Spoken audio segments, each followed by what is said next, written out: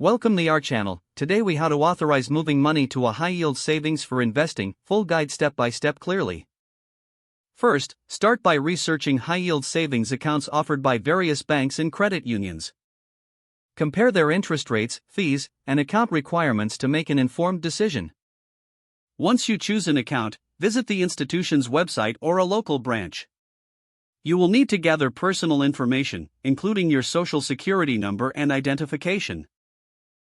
Fill out the application form, providing all requested details accurately. Submit the application electronically or in person, depending on how you are applying. Wait for the bank to review your application and verify your identity. Once approved, you'll receive account details, including your account number.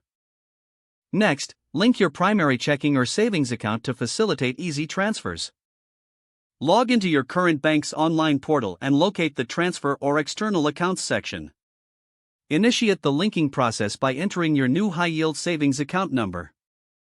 Verify the linking by confirming small test deposits sent to your new account.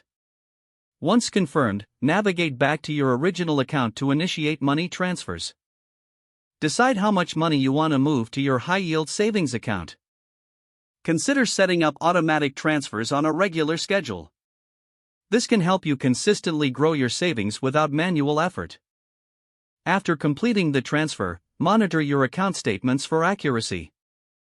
Make adjustments to your contributions as necessary to maximize your savings potential. Stay informed about any changes in interest rates or account terms from your bank. Regularly evaluate your high-yield savings account against other investment opportunities. This will ensure your money continues to work for you effectively over time. If the page does not load, refresh the browser or try again in a private or incognito window. Make sure you are using the correct email address, then retype it carefully to avoid small typos. If your password is not accepted, use the reset option and create a new strong password you can remember. Check your spam folder for verification or security emails, then complete any requested confirmation steps.